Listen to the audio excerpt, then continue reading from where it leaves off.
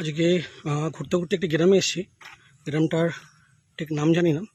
এখানে যে দেখতে পাচ্ছি খুব পুরনো এক বট গাছ আছে, দেখতে পাচ্ছেন। তো সামনে একটা মন্দিরও দেখতে পাচ্ছি।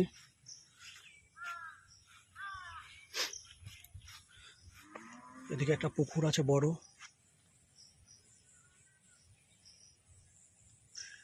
এবং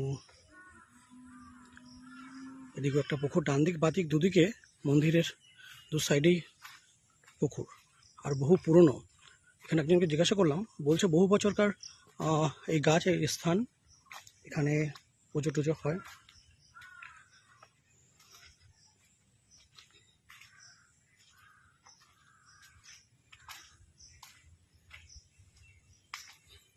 এখানে বাৎসরিক পুজো টুজো হয় এবং পুজো টুজো করে।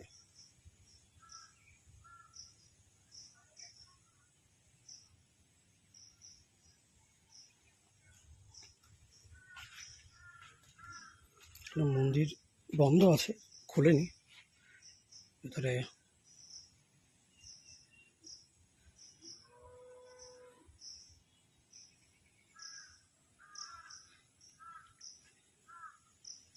বহু প্রাচীন। এখানে আদিবাসীরা পুজো করে সাধারণত। এরা এখানে বহুদিন ধরে পুজো করে। কবে থেকে পুজো করে এরা বলতে পারবে না। একজনকে জিজ্ঞাসা করছিলাম যে এটা কি আছে বা কি বৃত্তান্ত।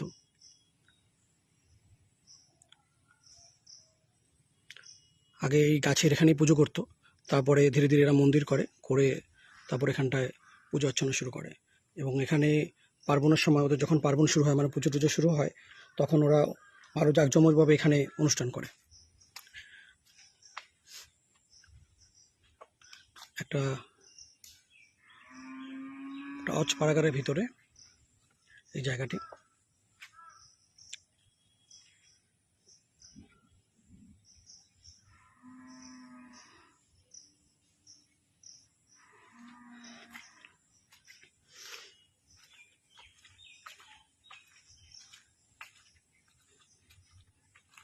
বাইকটা ভিতরে বেশি ঢোকায়নি, রাস্তার ধারে রেখে ভিতরে এসছি একা নিজেই।